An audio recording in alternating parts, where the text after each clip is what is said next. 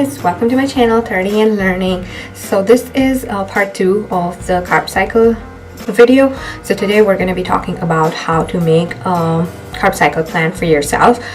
I am on the road right now. I am traveling for work and I'm going to be traveling for the next many weeks to come, so that gave me an idea of doing a new series about how to stay fit when you're traveling. So just meal plans when you're on the road, or workouts when you're stuck in a hotel room like I am right now. And I'm literally filming this from the bathroom of the hotel because nowhere else in my room could I find better lighting, and it's dark outside, so there's no daylight.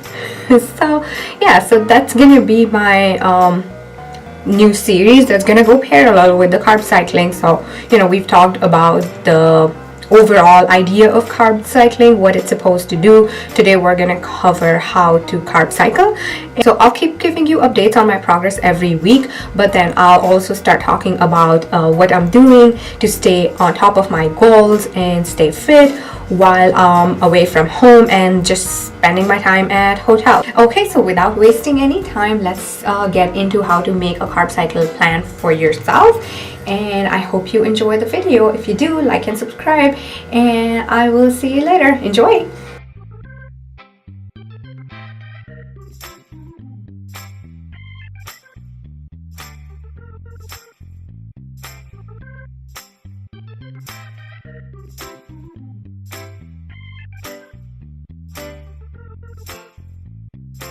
So now that we have our 3 macros covered, how they all fit into carb cycling.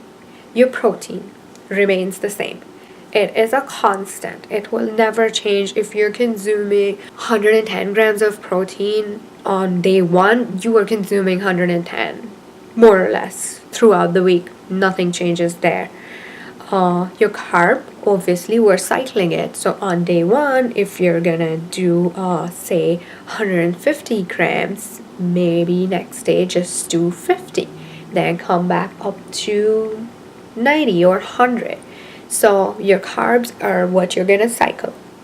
Along with your carbs, what you're also gonna cycle are your fat. So the days you're not giving your body enough carbs, it needs energy. So yes, we want the body to go to its fat reserves, but we also want to give it some extra in addition, because we don't want the body to feel like there is a crisis going on. So then the day you eat high carb, you would eat low fat, and then vice versa. So now how do you decide how much you're eating any day? So very simply, what I did is, so if I'm supposed to eat 1300 calories a day, on my moderate days, the 3 days which I decided were my moderate carb days, I'm just eating 1300 calories and that's done. Now on my low carb days, I take away like maybe 200 calories out of that and add it to my high carb day.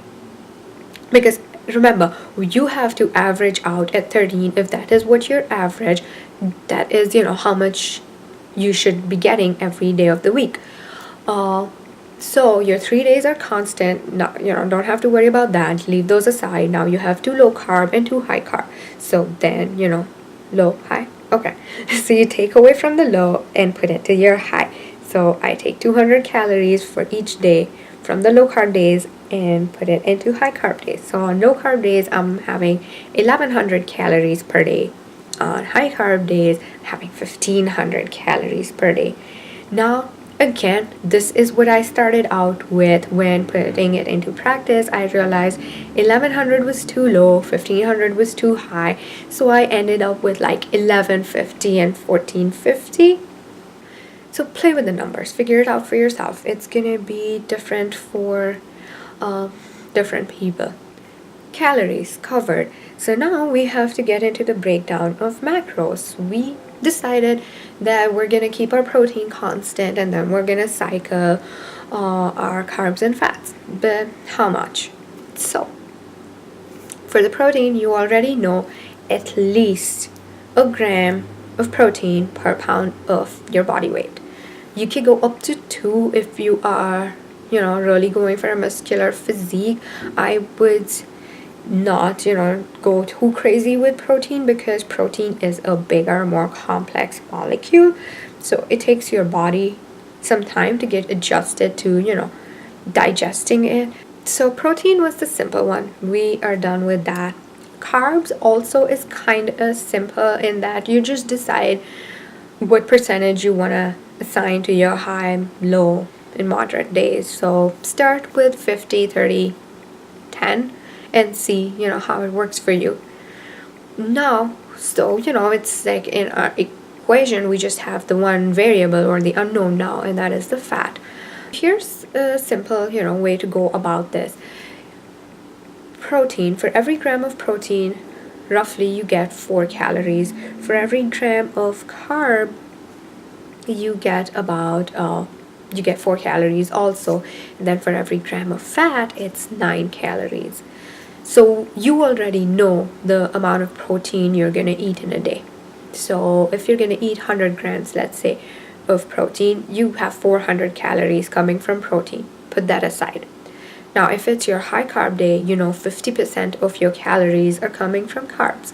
So let's say if your total calorie goal for that day is 1400, then 50% of that, so 700 calories are coming from your carbs. And then take 700 divided by 4, and then you have the grams of carbs that you need to eat that day.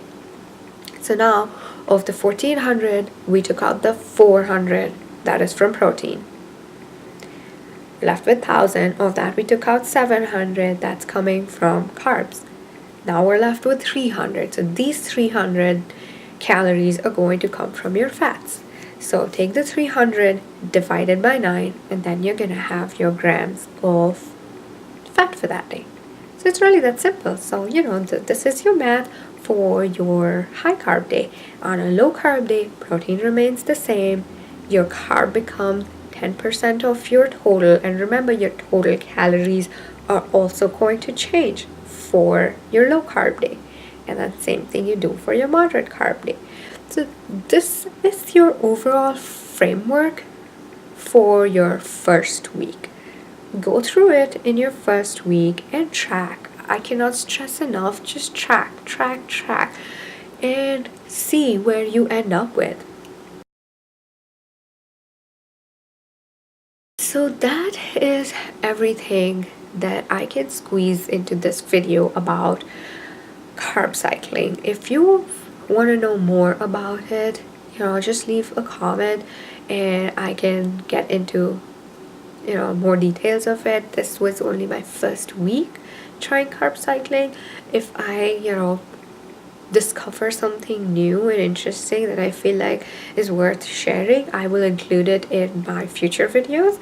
But this is carb cycling week 1, and I hope you enjoyed this. I hope you got some good information from this, and I hope you're gonna start carb cycling with me. So I will see you soon, and bye bye.